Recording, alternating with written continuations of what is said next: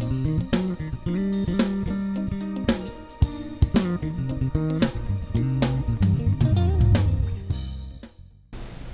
groundbreaking work on Stereotype Threat is the center of his 2010 book, Whistling Vivaldi, How Stereotypes Affect Us and What We Can Do. I first read Whistling Vivaldi 6 years ago and have been working to bring Dr. Steele to our campus ever since. In the words of my 15-year-old daughter, I'm geeking out a little bit today. Dr. Steele's work resonated with me as a motor learning and control faculty member in kinesiology. It continues to resonate with me as I examine leadership transitions in higher education. In Chapter 4, Dr. Steele notes that our social identities are adaptations to the particular circumstances of our lives, adding that if we want to change behaviors and outcomes associated with social identity, we need to focus on the contingencies of the identity. To build strong learners, as Frederick Douglass challenged us, we must find ways to minimize contingencies or risk leaving little mental capacity to pursue deep learning. I look forward to hearing more about Stereotype Threat and over-efforting and engaging as a community on the premise that unless we make people feel safe from the risk, you won't succeed in reducing group achievement gaps or enabling people from different backgrounds to work comfortably and well together. Dr. Claude Steele is a social psychologist and a professor of psychology at Stanford University. He is a thought leader on the contingencies associated with social identity, self-regulation, and academic performance. He is an elected member of the American Academy of the Arts and Sciences, the National Academy of Sciences, the National Science Board, the National Academy of Education, and the American Philosophical Society.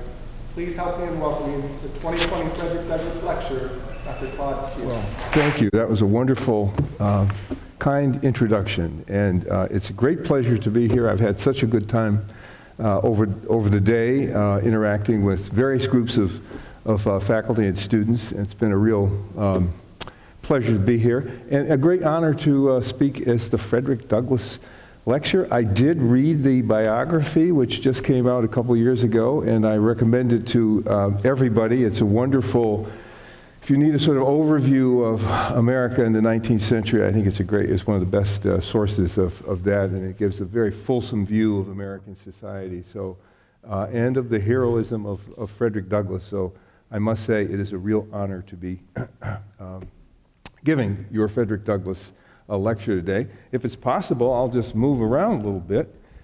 It is possible, so I'll do that. I would like to focus the lecture today on a simple but difficult question, and that is, I think it's in the spirit of Frederick Douglass, how do we have, as a society, how do we have a successfully diverse society? How do we do that? Or maybe even more particularly, how do we establish successfully diverse communities within our institutions? That is, within our classrooms, with our institutions in general. How do we actually make that work? And what I mean by successful is a community in which people feel that I feel like I can contribute from the standpoint of my identity and the experiences that go with that, the things I have to deal with, the contingencies of that identity. I can contribute from that background, and at the same time, not be disadvantaged by that background.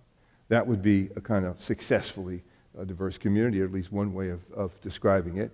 And I suppose this question comes to me both from the standpoint of my research, maybe especially on Stereotype Threat, that research, but also just as an experience, as a university administrator, a person who's responsible for, at least in part responsible for, having such a community on one's campus, inside one's institutions, inside one's classroom. We psychologists are very good at explaining what keeps people apart. We are the science of the nature of prejudice, human prejudice. We're very good at that. We have a lot of deep, I think, understanding to offer in that regard. We're not so good at explaining what enables people to come together over real differences of opinion and real differences of identity? What enables people to come over those things and establish workable communities? So I'm kind of laying that out as a more fundamental challenge for the afternoon. I do think it is a fundamental American project. Really, we were talking about this earlier this afternoon. It was in the 1960s, sort of as the primary fruit of the civil rights movement, the at least public commitment to have a genuinely integrated society.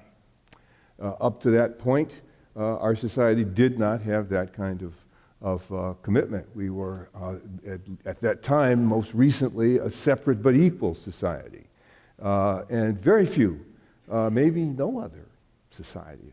I'd have to state that with not perfect confidence, but we may be the only society that has made such a strong public commitment to having a society in which, independent of one's identity, one has equal opportunity in that society. We have that as our official ethos.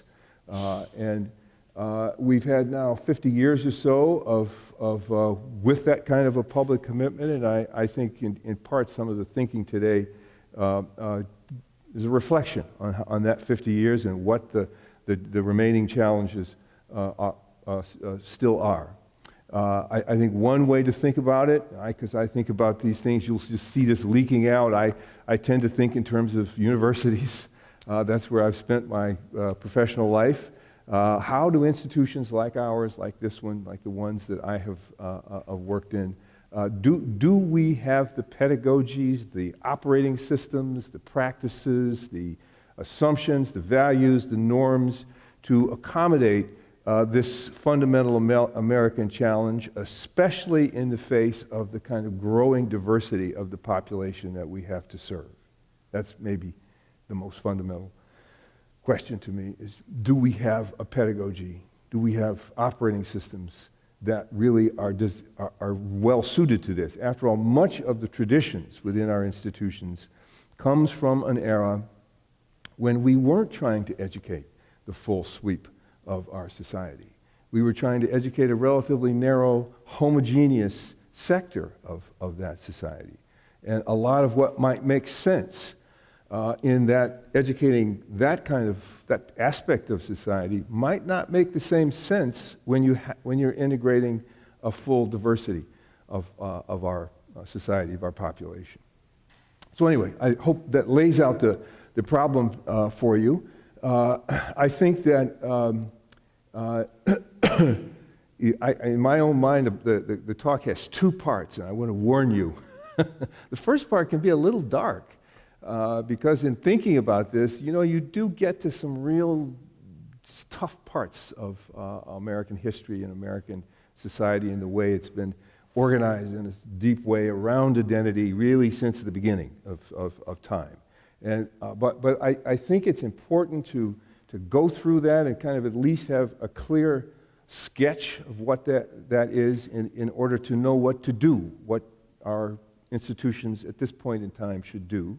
So the first part is, warning, a little bit dark, but keep in mind that there's a second part. And in the second part, I'm trying to bring a little light to the situation and point to a clear path forward. I almost have perfect confidence in that path I'm pointing to, but as a scientist, you can't have complete confidence. It's a working hypothesis about a general direction of adaptation that institutions like ours should take. And I try to bring some evidence to bear on that adaptation, and I try to bring some, I think, hopefulness to it, because it does reduce, in what I'm going to propose, into a fairly simple set of strategies that everybody can take part in. I think maybe we've seen issues of diversity as, the responsibility of some people who are either of identities that are implicated or of certain expertise, but maybe not everybody. Well, I want to propose a strategy that I think everybody can be part of. So that's where I'm going. Gets a little dark, but keep in mind I'm working toward the light. Okay. Well, the story does begin with the simple fact that our society is getting rapidly more diverse. That everybody, I think, probably has heard those statistics by now. In the 70s, 82 or 83% of the American population was white. Now it's about 62%. Another 20 years, 15, 20 years or so, it'll be less than 50%. There'll be no sector of the population that's above 50%. So there's a rapid rate of change in a society as to its makeup from the racial and ethnic standpoint. I also think, and maybe campuses are the place where we see this most vividly, there is just a greater articulation of identities of all sorts. Just think about sexual orientation and the articulation of different kinds of identities of that sort that have come to light and that mean something in the way people's lives are experienced and the way their lives are organized. So that is another source of the diversity that I'm talking about, religious diversity, immigrant status. We have a genuinely diverse mix of people in our world at this point. And we have had an approach to this American project that I'm talking about, having an integrated society. We've had a certain overarching approach to this that I remember I'm old enough to remember coming into being in the mid-'60s as the civil rights movement established the openness of society. We had a general strategy. We were going to be colorblind.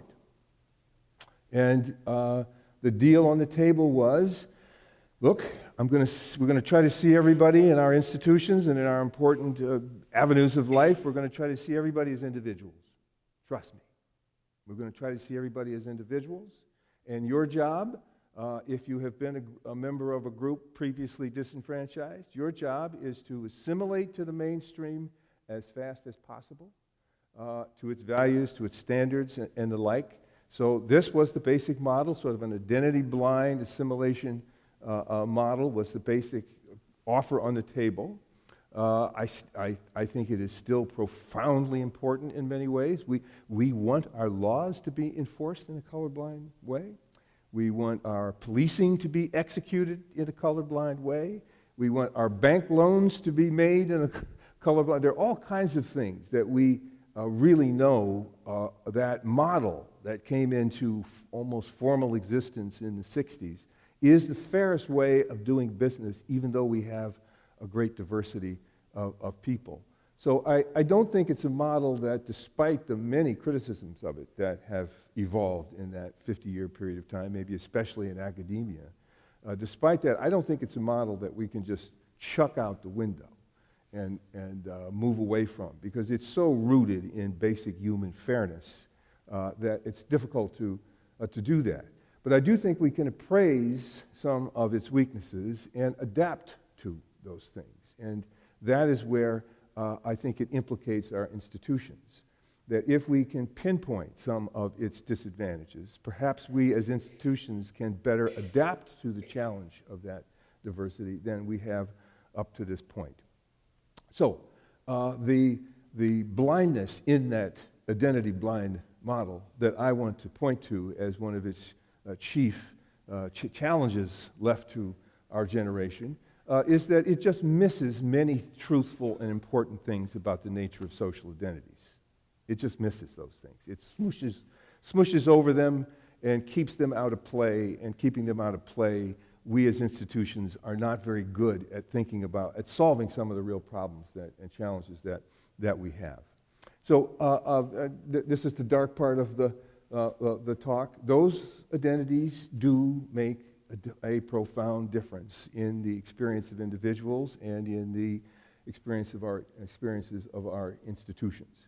We have used identity to organize this society, to stratify it, since the beginning of this society. As the old world met the new world, we, in some of the most ruthless behaviors in history, have used identity to organize and stratify society. And in the process, we committed genocides, we enslaved people, we did all kinds of things based around identity.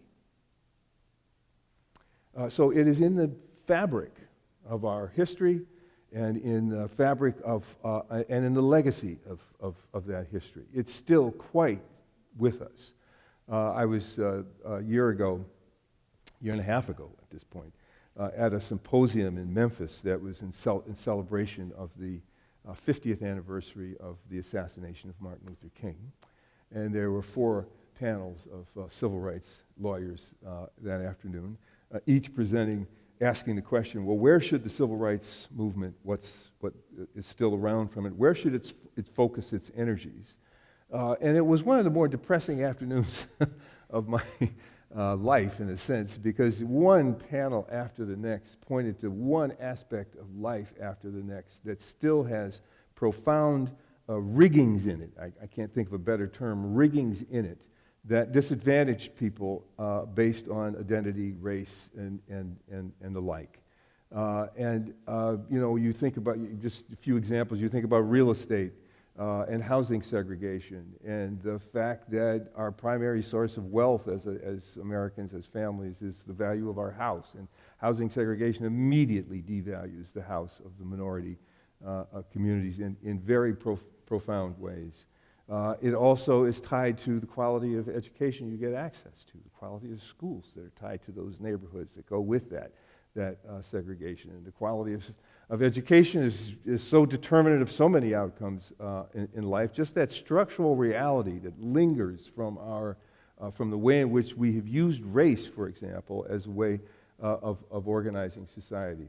The school-to-prison pipeline grows out of that, where you don't do particularly well in school, you get involved in other things, and there's a pipeline to prison of a very powerful source. We have huge numbers of youth from minority communities imprisoned in the United States. That's a whole other, if you had Michelle blocking on her last name, but who wrote the book, The New Jim Crow, if you had her here, it's a riveting talk on the role of incarceration in modern society. California is filled with prisons and filled with Californians at a rate almost 5 times that rate of any other society in the world.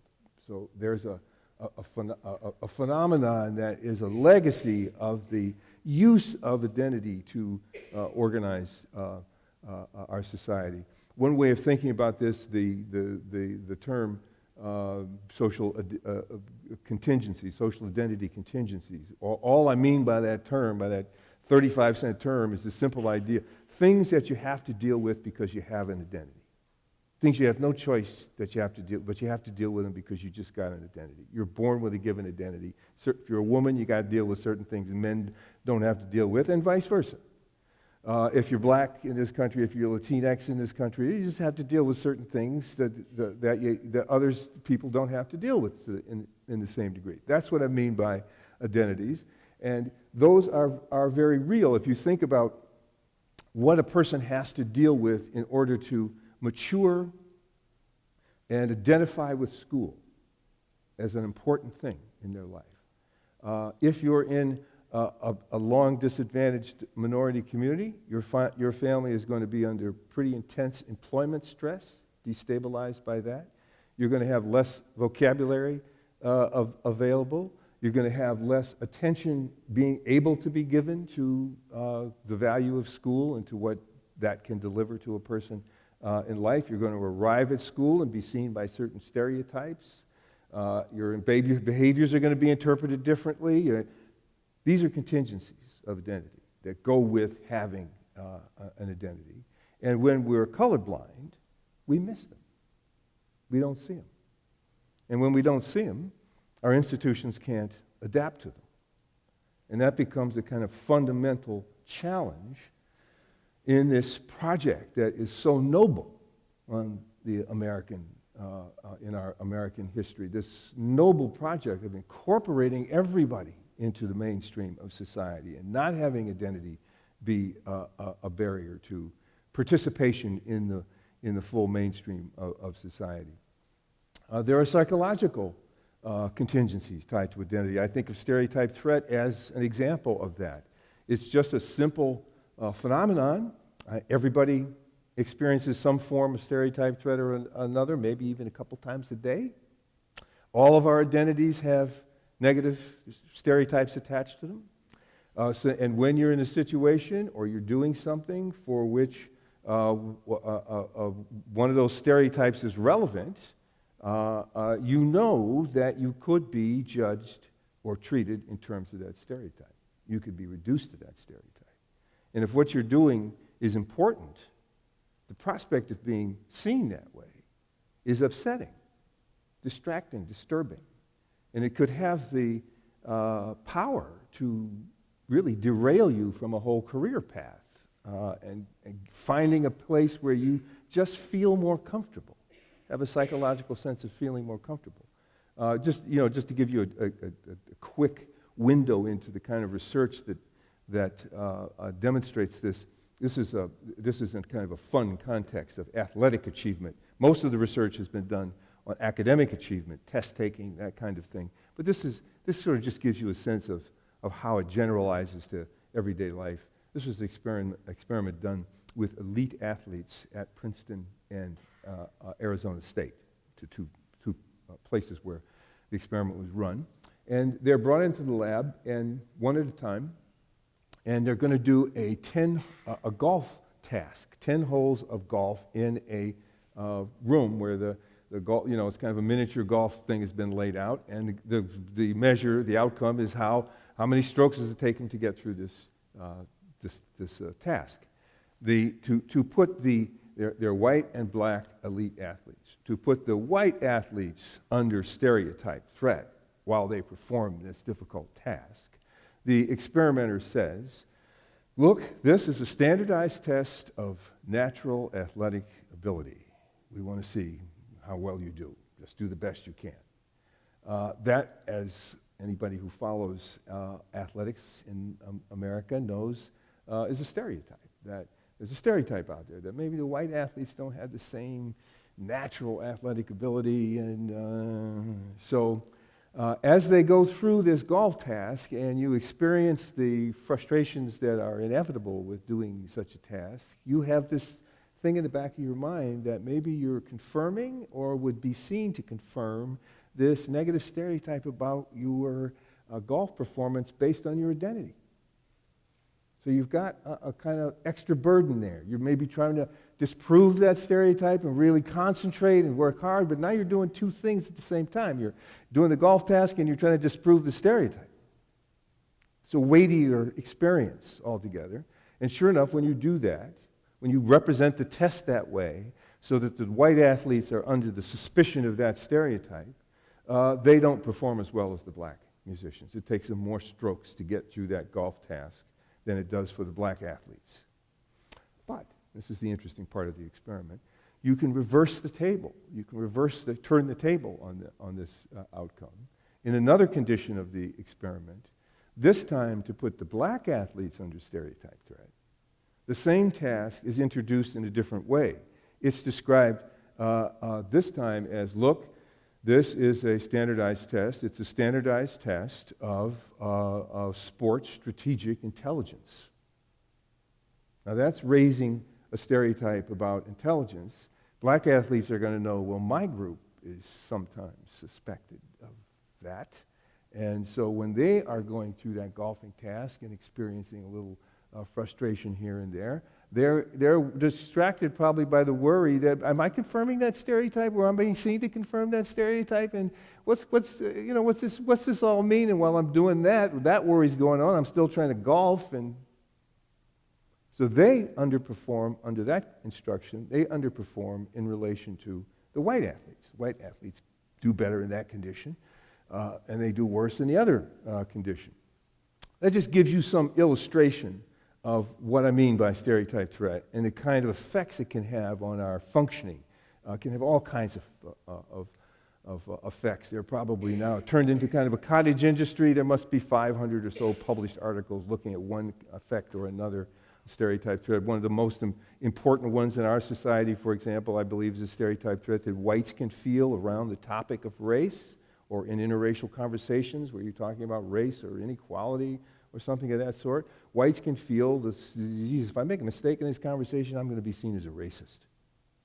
That's the stereotype that's out there. Whether it's articulated consciously or not, The apprehension that you could make a mistake and be seen that way is a powerful threat. If I have time, I'll talk about an experiment which sort of gets at that and gets at a remedy for that. But I just raise it now because I think sometimes understanding the form of stereotype threat that we can experience as people enables us to understand the kind of stereotype threat that other groups can experience. So you get some sense of the significance of it, of the reality of it. And this is something that is a contingency of identity. It's just something you have to deal with because you have the identity. If you're a woman trying to succeed in really elite STEM fields, the challenging work of STEM fields, you're under a certain negative stereotype, a negative expectation about how well women will do at that kind of work. And so in addition to doing the work, as challenging as that is, you're also under this suspicion trying to disprove it, and the weight of that could affect all kinds of decision making, like whether you'd persist in that area or not. So give some sense of the psychology that comes out of the social structure of our society and the stereotypes that characterize that. Another simple way I've sort of grown to describing this is that there's a kind of constant conflict going on between remembering and forgetting. Do I remember how my group is treated and has been treated and continues to be treated in the larger society and use that to interpret what's happening to me here in the present and maybe worry that the same thing is happening here, or that little incident here, or that lack of a comment here is an indication of how my group is treated generally? Or do I just forget all that? Just forget all that and try to keep that at bay so that I can just more open-heartedly engage material at hand. That one way of characterizing the psychological significance, contingency of identity is to think about it in terms of this kind of tension between remembering and forgetting. And do I pay? Is that what's going on here, or is that not what's going on here? It's a problem with. It grows out of our history. I was using earlier today an example of a parent-teacher conference in grade school. An African-American couple is talking to a white teacher about the African-American couple's son. Let's say that's the situation. That is a conversation layered in stereotype threat and in the American history that produces that stereotype threat. The African-American couple is coming in hell-bent on getting that teacher and that school to not see their child in terms of the racial stereotypes about ability, and to invest in the development of that student's ability with the same enthusiasm that they would invest in all students' level of ability. They're hell-bent on that. And they don't want that teacher to take the slightest behavioral transgression as an indication of some deep tendency to aggression or maybe even violence. They know the stereotypes that are out afoot in our society, and they're determined in that conversation to not have this school treat their child that way. This is their child. The teacher, for her part, her role assigned to her in American history, it's a different form of stereotype threat. She's got to worry that, look, if I say anything critical out of an attempt to be really constructive to this child or to the parents about this child, I'm going to be seen as a racist. How's that fair? How's that fair? So here's a conversation that in our society, given our history and the stereotypes about it, is deeply freighted and fraught with all kinds of tension and whatnot. And if this conversation were happening in a different society with a different history, a different set of stereotypes, groups were seen in different ways, happening in Lagos, Nigeria, or Finland, this conversation might be just more matter of fact. No big deal. We could be identity blind about looking at this conversation. But in our society, given our history, and the role that's assigned us, and the stereotypes out there that are enforcing these roles and the tension around them, it's hard to just say ignore identity. It isn't relevant here. It's deeply relevant. We're working to get past the struggle of our identities. Well, okay. That's the heart of the dark part of the talk. I think this leaves us, sort of musing on this question, well, where are we in this situation? Where does our history bring us? I think that the reality that it informs us about, that our institutions need to become more appreciative of, is the reality that when you bring a diverse set of people together in an institution that come from groups that have had and continue to have profoundly different experiences in society, when you bring us together in a setting, the fundamental issue is trust. Can we trust each other? Can we trust that you believe in my potential, that I really do have access to any choice I really want? Is this an institution that's going to believe that and is going to treat me accordingly? Or is that going to be something that I have to prove on a constant daily basis, and in every conversation I prove to this in this class that I'm really good at math, but then I go into the next class and I have to prove it all over again, and it's a kind of a Sisyphean experience tied to my identity, and nobody's seeing that. And that's the kind of trust I'm talking about. That this is part of the challenge that comes from this big American challenge, that is to appreciate the significance of identity and what it means to us in our experience in our institutions. And I'm trying to sort of boil it down. This is where it starts to be a working theory and an idea. Maybe next year at this time I'd use a slightly different word. I don't know, but my intuition at this point is that it's a question of trust. Can I trust that this professor gives a poop about me in this class and really thinks that I, as a woman in this junior level physics class, really has the same potential and is worthy of the same investment as somebody as a man? Can I trust that? Relax. Don't pay any attention to the possibility of being stereotyped.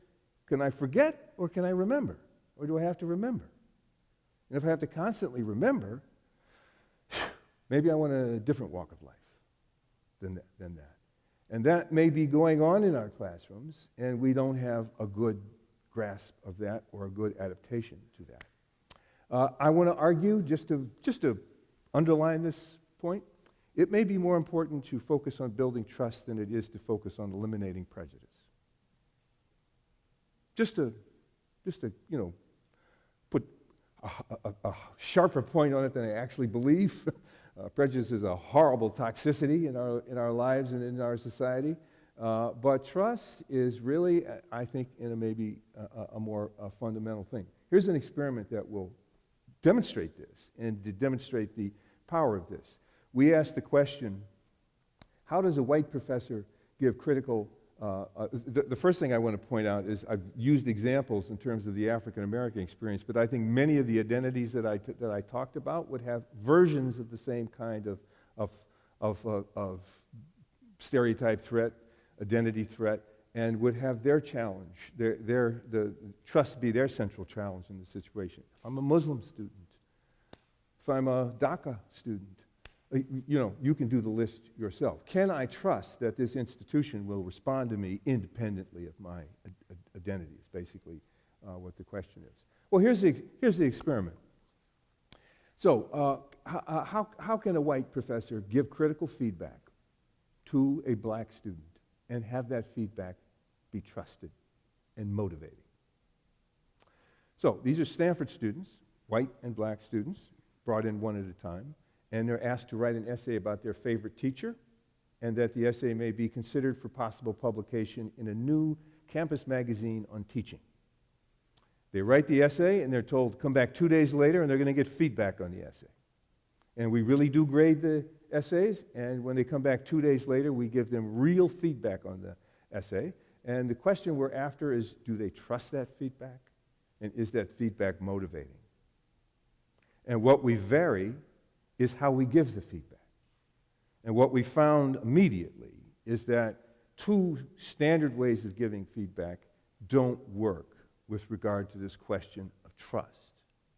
If you just give the feedback straightforwardly, here's the essay, here's the feedback on it, Or if we say something really nice about, some ad hominem bromide about the student before we give the feedback, something, geez, I love your smile in class, I like your energy, here's the feedback. In both of those conditions, the black students don't trust the feedback. These are highly motivated students. They're very assimilated students, but they don't trust that feedback. And as soon as you think about it for a minute, you can see why. They don't trust it because it's just ambiguous. Is the critical feedback coming from my essay, or is it coming from how the essay grader feels about my group, and my group's preparation, and my group's smarts? Where's it coming from? And if I don't really know, have a clear answer to that, if I don't have a clear answer to that, this suggests where I'm going, if I don't have a clear answer to that, it's just ambiguous, and I can't be moved by it. And you can see the profound significance of that. That means that my identity, without me having much awareness of it, it could isolate me hereafter from valuable critical feedback, because valuable critical feedback is just ambiguous, given the stereotypes that are out there, my knowledge of them, the history of art. That kind of illustrates how deeply rooted this issue of trust can be, that I just can't really quite trust that feedback because I don't know from where it's coming. I don't know if I can trust this guy who graded the thing or not. Maybe he just doesn't like me, doesn't like my people, doesn't think my people belong here, doesn't think it's worth investing in me, and so on. So there is, though, a condition that worked. And this is kind of where this points to the theme I want to develop here.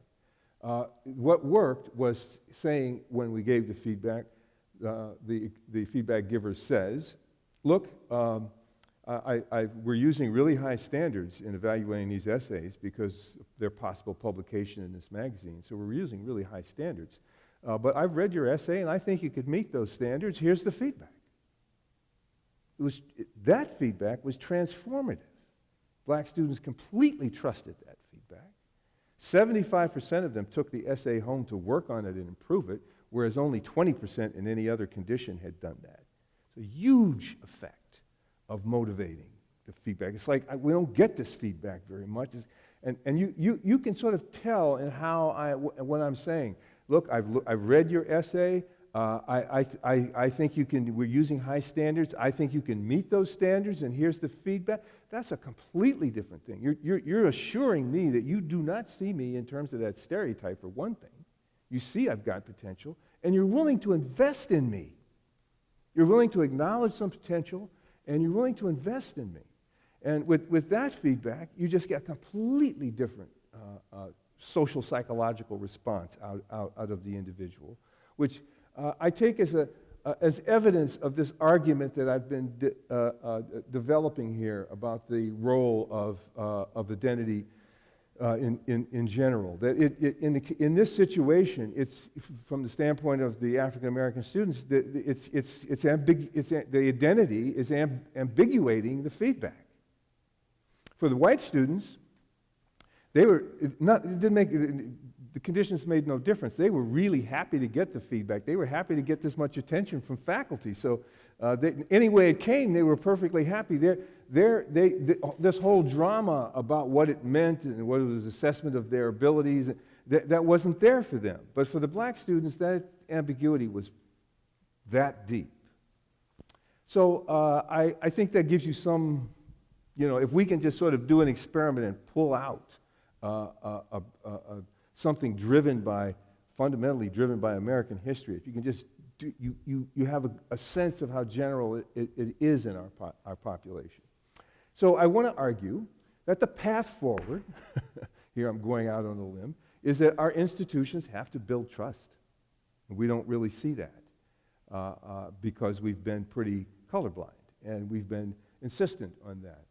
But that the first step in dealing with a genuinely diverse population is that we have to do things that explicitly build trust, that this is a place where you can trust the feedback. I have looked at your work. I believe you can meet this high, we're using high standards, I believe you can meet them. There needs to be some kind of a message out there like that. And it helps to have then a very clear path forward to help the student feel secure in that kind of an approach. But that might not be at all necessary in an era when our student body was a much more homogeneous, highly selected student body, but in an era when we have the diversity that we have and the increasing diversity that we have, to be effective as institutions, to fulfill the missions that we have as institutions, we're going to have to recognize that our history is real and that it's assigned us different roles and different stereotypes, and that one big fat thing that means, one very simple thing that means, is that we have to build some trust in our communities in order for them to be successfully diverse communities. So that experiment shows one way of doing it in terms of sort of individuals. How would a teacher give feedback in a way that it would be trusted? That's a knack, that's a skill. I think some people do that intuitively, and others of us don't do that intuitively, but this says gravitate in that direction. Don't just give empty bromides. Be demanding, that's respect, and at the same time, show that you are investing, you believe in the potential of the student. They need a signal that you believe in their potential. That we as institutions, we have to grant that. We, for the most part, operate under a different paradigm, much more focused on evaluation, selection, sorting of people. I teach the course. If you get it, you get it. If you don't get it, you don't get it. That isn't going to work. It will leave too much talent untapped in the dust. What we need to give is a signal that we believe that you can do it, and we're here to support you in doing it. That signal needs to be clear. It can't be so far in the background. It's a different ethos, but it's an ethos that comes from dealing with the diversity of our population. Okay. Can such a thing be taken to scale? I'll just give you a quick example of a place where I think it did get taken to scale. This is a survey we did at Berkeley. And this is not so much focused on undergraduate experience, this is focused on graduate school. But I think the principles generalize to all of education, all the way down to kindergarten. But the example is looking at graduate programs. We surveyed all of the STEM sciences at Berkeley with the following question. Are the women and minorities in those highly selected, distinguished graduate programs of science, are they doing as well as the men in terms of the main coin of the realm in graduate school, which is publication and progress to publication? For undergraduate school, it's maybe more like grades. For graduate school, it's about publication. You're becoming a producer of knowledge, not just a consumer of knowledge. And it's measured by whether you publish or not. And we did the survey of all the departments: physics, math, chemistry, computer sciences, electrical engineering, astronomy, earth and planetary sciences, all of them. And we found what we were afraid of, that the women and minorities in those graduate programs indeed were not doing as well as the men in those programs, with the exception of one school, one college, the College of Chemistry. In the College of Chemistry, the women and minorities were doing just as well as the men. So what is the College of Chemistry doing that the other science departments are not doing to produce this equal level of performance as function of minority and women compared to men? Well, when you look at it not even too closely, you see a huge difference. At some point in time, apparently, the College of Chemistry decided that, their faculty decided that in addition to being great chemists and just teaching chemistry courses and letting it go, we're going to produce the best chemists in the world. We're going to produce them. And in order to produce them, They sort of itemized what they thought the major barriers students had to doing well in their program. And one big barrier they recognized right away is that, well, students show up here from graduate school and they often don't really know what graduate school is about.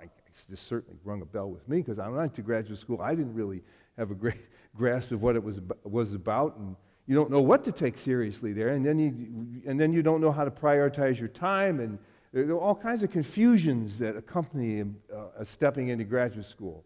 So they said, we're going to bring them here 3 weeks early, and we're going to clear up a lot of that stuff, and we're going to put everybody on the same page and make the big point. No, this is about publication, courses, course grades. The main thing you get out of courses is information that's going to help you do your research. And, grades everybody gets the same grade anyway.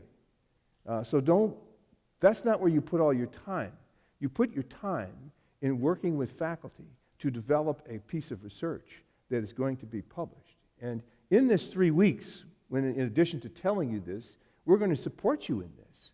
You're going to talk to 5 faculty, and they're going to give you projects that you could do that they think would be publishable. And you'll get a sense of how to think about what is a publishable project. And we want you to pick one and write a proposal and have that's due on November 11th. And then by March 3rd, we want you to have done and completed that research. We're going to support you with the financial support you need, and you're going to meet with your faculty advisor every single week. And there's a faculty committee in the college which will make sure that you met every single week, and they're going to keep track of how you're doing, and whatever support you need, we're going to on and on in this vein. And we'd like you to submit that piece of work written up by June 2nd.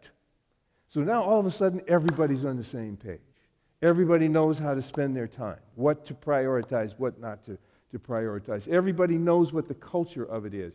And everybody has support in pursuing that. And perhaps most importantly, psychologically, is that chemistry faculty believes in and is invested in their potential. And that is a big signal that says, well, no matter what the stereotypes in general are out there, this place seems to really value my potential. They want me to be a significant, high-achieving chemist. So that single college of chemistry, which is the best department of chemistry in the world, produces more women in academic positions than any other school by a huge factor. So that's taking this to scale. And it's not so far from what we do, except that I would say, rather than have an ethos of evaluation and sorting, what are the other science departments doing? It looks more like this, and I would put my own department in this category. It looks like, some students come in and they kind of know what to do, and they've had great undergraduate experience with somebody that's a good friend of mine, and so I can trust and I'm going to spend a lot of time relating to that person. It just happens to be a man. And the women and minorities, well, they got a shot here. They got a shot here. But I don't spend quite as much investment there because, and I've even got a moral rationale for doing that. Science is, there's intellectual freedom. I don't want to force ideas and things on people. So I let all that stuff happen in a kind of laissez-faire way. But for a diverse population, many of whom are under the pressure of the stereotypes that I'm talking about, all that ambiguity and doubt just reinforces, it forces me to consider how my group is seen and how it might affect my prospects. It forces me to constantly be in evaluation like this. I'm like in that condition of the experiment where I don't know where this feedback is coming. Is he not paying attention to me because of something I specifically did, or maybe because of my group identity, or where is that disinterest and where's all that coming from? Well, the chemistry college at Berkeley comes to the student. It doesn't leave it to the student to come to them. It comes to the student and addresses these concerns by structuring this kind of commitment to their potential, these signals that we believe in you. The other big distinguishing thing compared to the other science departments is that the faculty gave the students encouragement to publish that wasn't differentiated by sex, gender, or race. Whereas in the other departments, that advice, that encouragement was given more to men than it was to women. Just when nobody had much awareness of this, it just was. So here's another piece of evidence that the processes I'm talking about can come to scale. The other thing I like about it and want to stress is that everybody in the chemistry college can participate in this. Everybody can build trust. Trust is a game that is played on the ground. It's who shows up, it's who listens, it's who responds, it's who gives real help that you trust. Those faculty didn't have to have the same identity as the students. They didn't have to know a huge amount about the nature of identity. They just had to be committed to really helping, listening to, taking a learning approach to a mindset toward these students and helping them in that sense. So we're talking this afternoon at several occasions about the nature of hope and do you feel hopeful? I feel very hopeful because I think there is something we can all do here, and I think we all want to do this. We just don't know that it's important to do this, that this is something that is of value and can have a dramatic effect on people's experience of our institutions. We're just governed by a different framework, a different ethos, a different paradigm. We need a paradigm shift here and understand that because now the population is diverse. It used to be kind of white men of a certain class. That's where most of the educational pedagogy of the Western world evolved, around a pretty homogeneous group of people. It wasn't trying to educate a really just fundamentally diverse, multiple dimensions of diversity kind of population.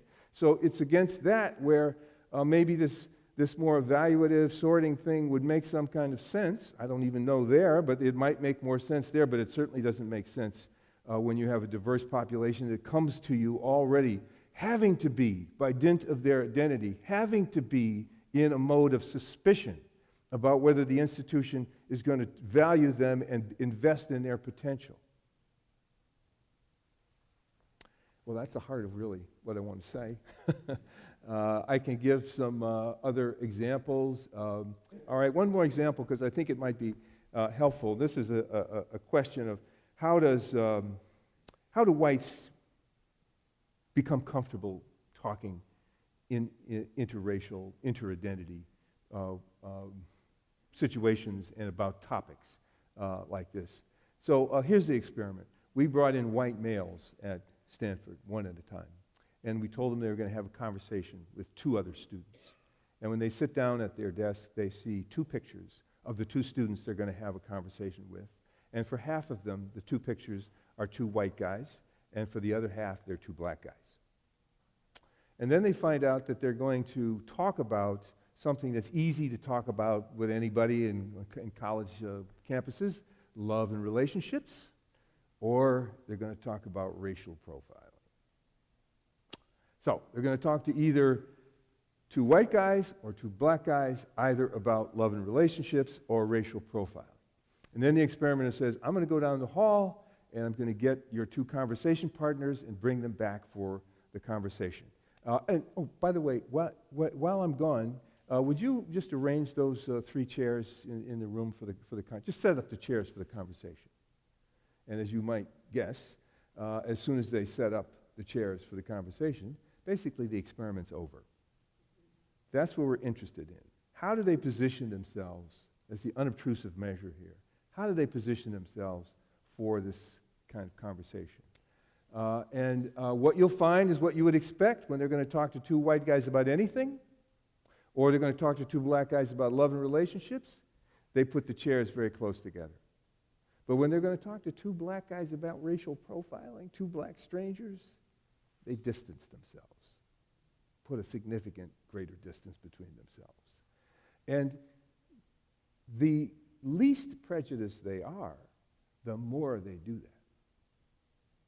The least prejudiced they are, the more they do that, which is really interesting as to the nature of the pressure I'm talking about. The pressure here is that And what are they thinking about? What we have these sort of Rorschach-type measures that give you some sense of what they're talking about. In that condition, where they're going to talk to two black guys about racial profiling, the fear that they are going to be seen as racist is huge. And if they don't want to be seen as racist, they're dedicated, then this conversation is just loaded. So they distance themselves for that reason. They're not distancing themselves out of some direct prejudice. It's the opposite of that. They're committed to not being prejudiced, and the risk in the situation is that they could be seen as prejudiced, and that would be just really upsetting. Huh? I think that's what's going on in our institutions for the most part. That people, that it's just freighted, these identity threats, these roles that we've been assigned by history, just put us under a threat with each other. And the stakes are high and increasingly high. Who wants to be called racist by anybody? That's just devastating, and especially to those who really don't want to see themselves that way. So this is a good example of this. But here's the hopeful note. How do you get past this? Well, simple. It turned out we told them in that critical condition to a white student talking to two black students about racial profiling. We said, look, nobody knows how to have these kind of conversations in this society. These are difficult conversations because of our history as a nation and so on. So that's the larger context. And the way to approach a conversation like this is not to go in there and perform somehow, to whistle Vivaldi, to perform some way that you're not prejudiced. Don't try to perform that. Just go in there and take it as a straightforward learning opportunity. Here's a chance to learn other people's perspectives about their experience and how they might come about thinking about this topic. Just take it as a learning opportunity. And as soon as we said that, there was a sigh of relief.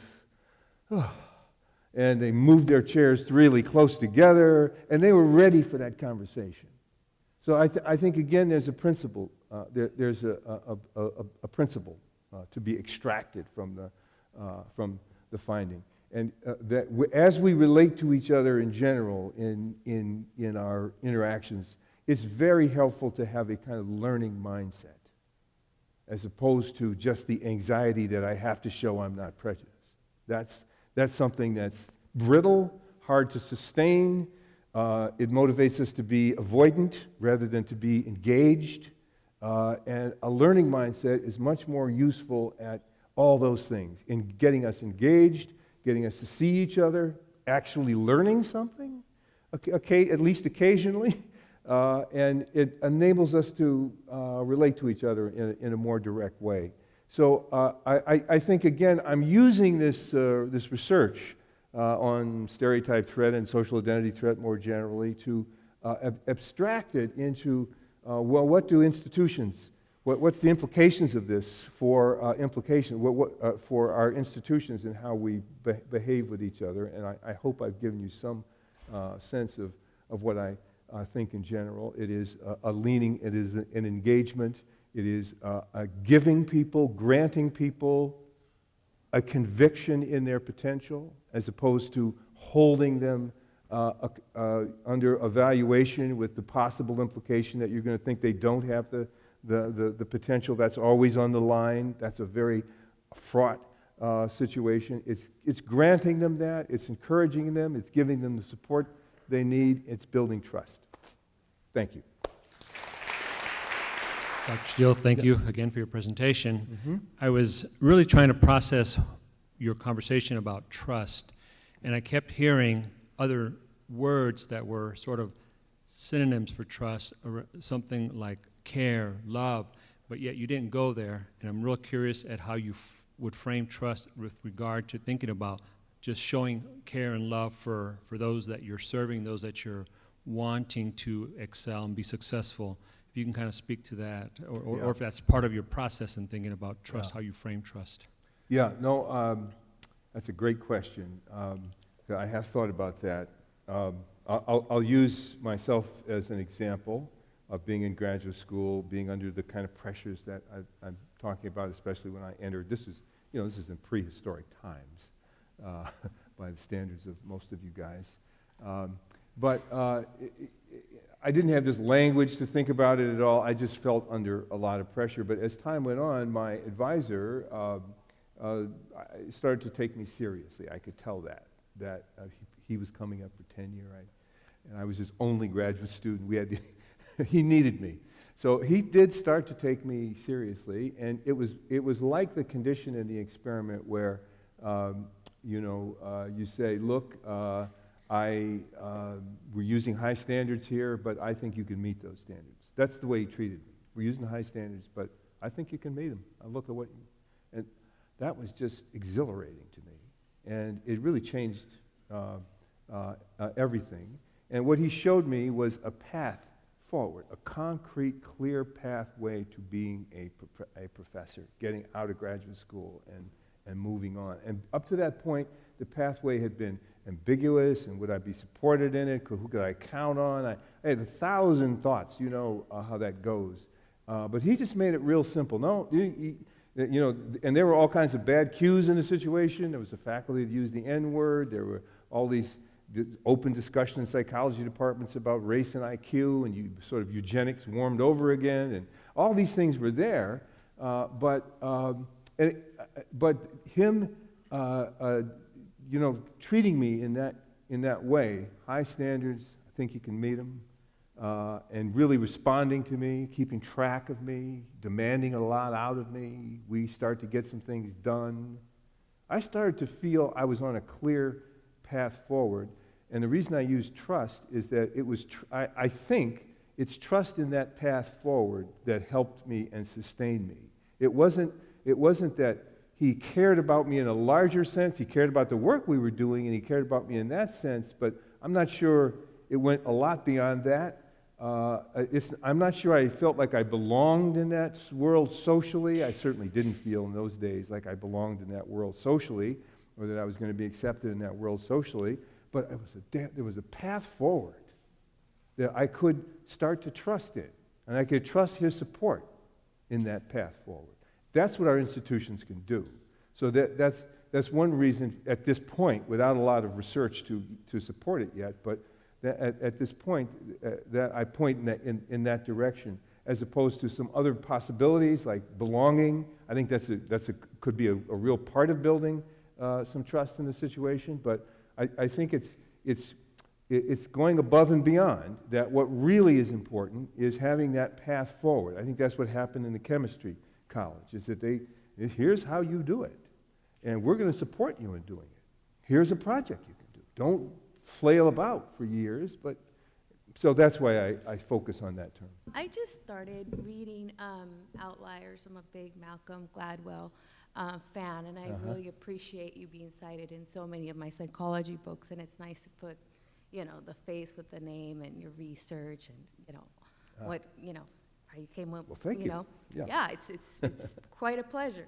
I couldn't help but think and wonder, kind of like, in Outliers, chapter 1, if you ever read it, but he talks about the disadvantage that, like hockey players, having, being born in between January and March, have that advantage, and how in education as well. I mean, in baseball, he goes on, people born by August 1st, the cutoff for a lot, they have that year advantage. So in education, he talks about how you have that advantage when you're born in the later, half of the school year, because you have more, intellectual more maturity development. and whatnot. So when you can't control that, and it's not changed in any way because you can't help whether you were born, like I was born in July, so okay, I had a better chance, but like some people born in January and whatever, aren't at, they're at a disadvantage because they can't help their identity, their age, their season, and whatnot. So I can see where you talk about how it could be a safer, more trusting environment, more loving environment that will nurture them more, or nurture us all more intellectually. But for those who may have to and often do, have to adapt to survive and to make it. How do you address their standpoint, from the student standpoint, when, you can't control all the grades you might get, or all the different types of personalities of professors you may encounter, because you can't win them all. Yeah.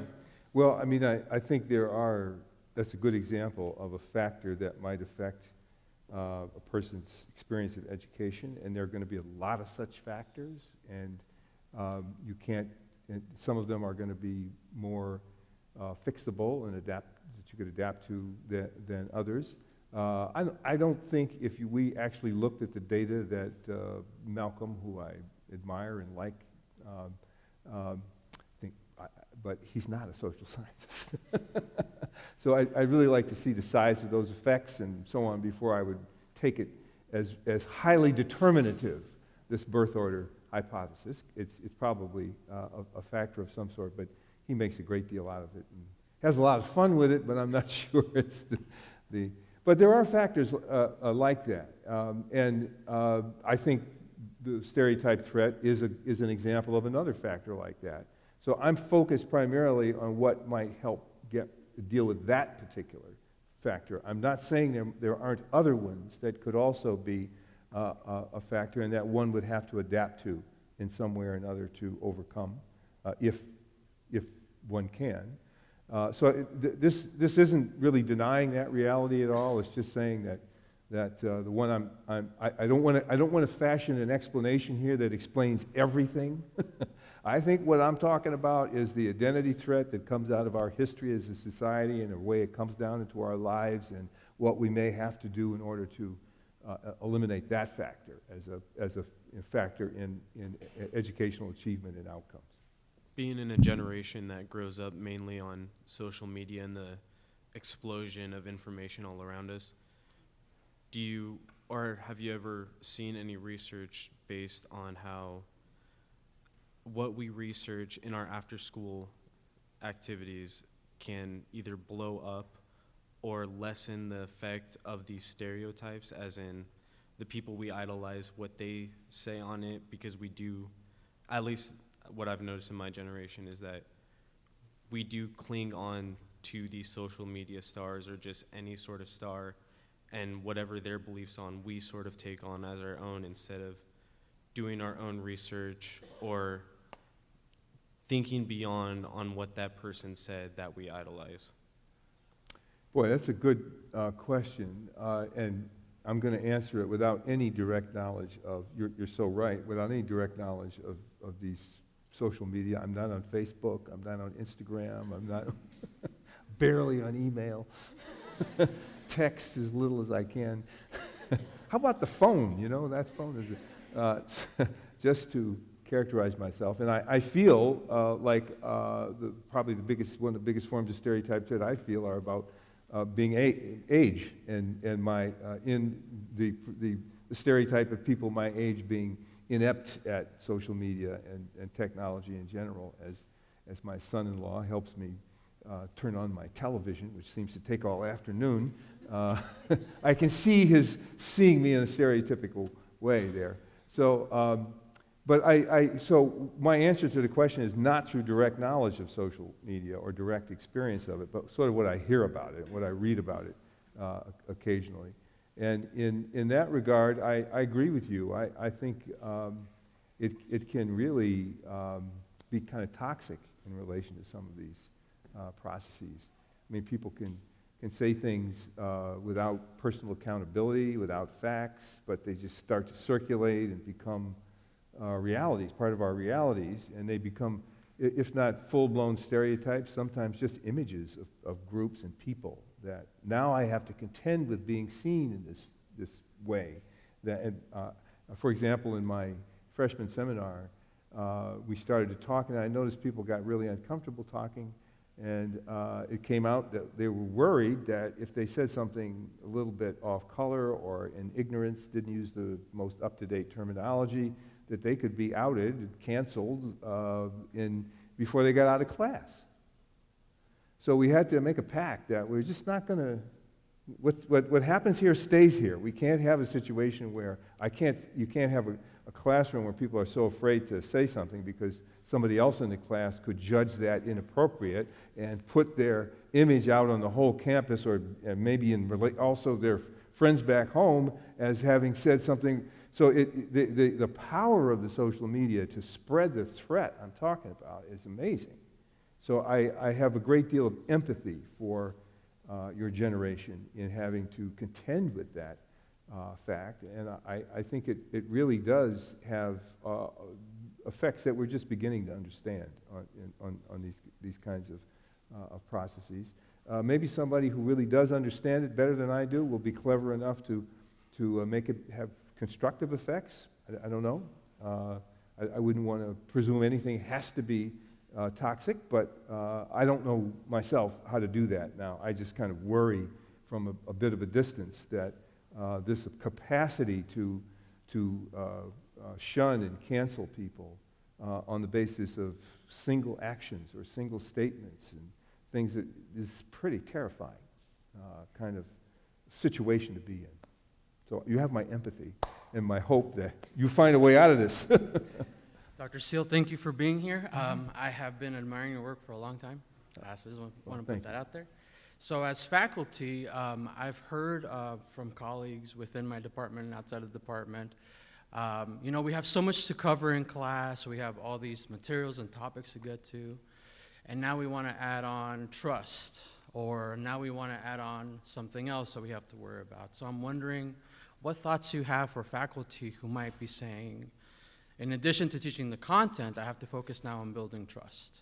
So any thoughts around that? Yeah, Thank you. that's a great question, and I don't have any snappy way to answer that. I'm going to state what some people may think is naive, but I think that most faculty want to be effective, and you want to be in your role, and that as people learn, that taking this kind of interpretation, this kind of framework, taking it seriously might help you be more effective with a broader set of students.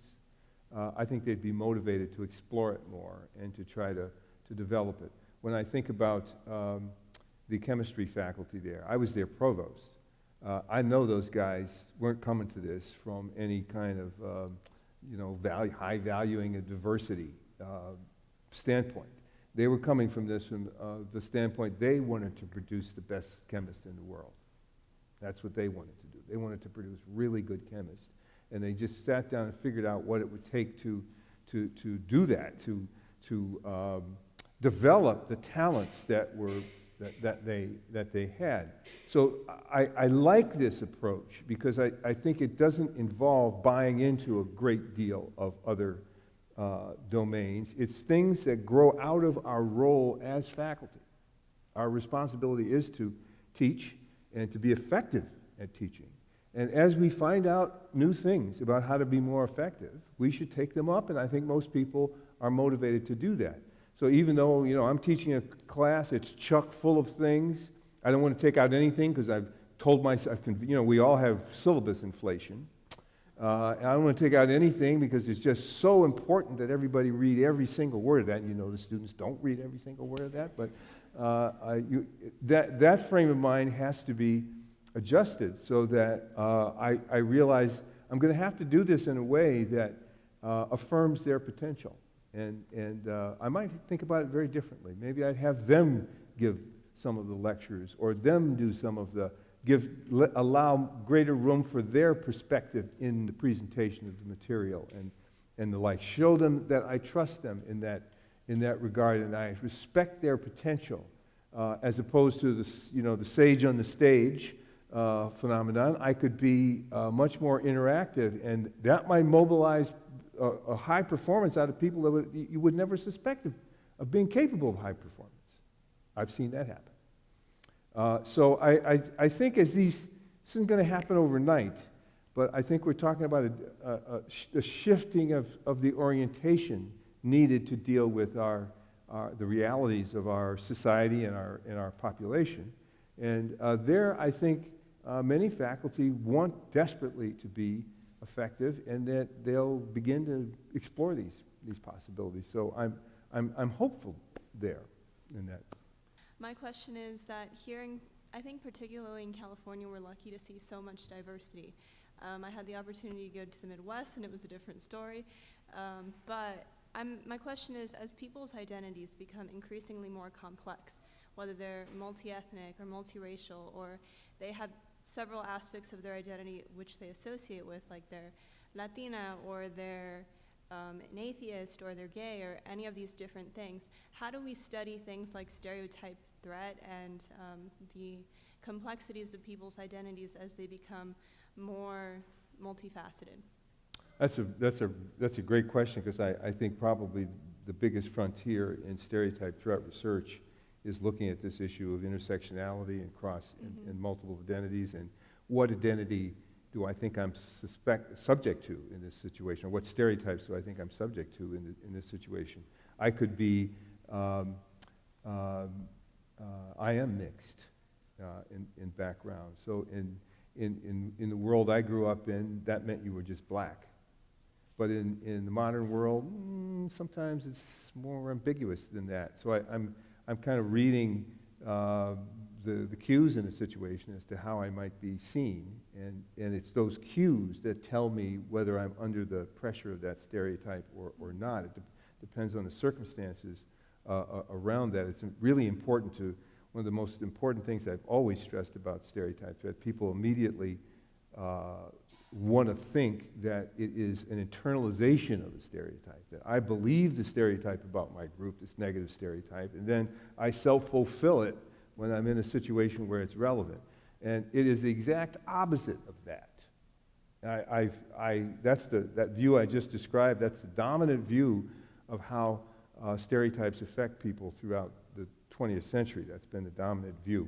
Freud used it to think about women and to think about Jews, and it's just been used generally. It's to the point where it's like a truism that if you're exposed to a negative stereotype about your group, as Gordon Allport famously said, it gets hammered into your brain, and you start to believe it, and then you fulfill it. And the argument I've been making is, you don't have to believe it at all. You just have to know that you could be seen that way. So a lot of the focus that I'm trying to draw out is a focus of the situation. What are the cues, the elements in the situation that I read that tell me how susceptible I am to being stereotyped? And that's where this intersectionality comes in. Given a particular mix, do I have some sense that in this situation, the cues are telling me that I'm going to be seen in some negative way or judged in some negative way? Then you got a full-blown stereotype threat situation there. But sometimes the ambiguities make me feel like I'm not going to be seen in terms of the worst stereotype that's possible here. So a lot depends on the cues in the situation, and another reason I like this trust orientation is that I think it gives us a general way to address that ambiguity, that the institution has to lean toward the student, constantly giving signals that it believes in the student's potential. Then the threat of any stereotype is diminished, because I've looked at your work, I believe you can meet high standards, and here's some help in doing it. That simple remedy tells me that you're not taking the worst stereotype and seeing me in terms of it. So I think it's interesting the way intersectionality plays out with regard to the experience of stereotype threat. But in terms of pedagogy and approach to schooling, at this point, I'm pretty confident that the same approach would work, that we need to lean in and assure people that we have faith in their potential, and that's what will deliver it. I think where we've fallen down is this much more evaluative framework where I don't know if you have the potential or not. You're in my class, we'll see. That's just really not too cool in the complexities that we're talking about. So, but thanks for that. Thank you.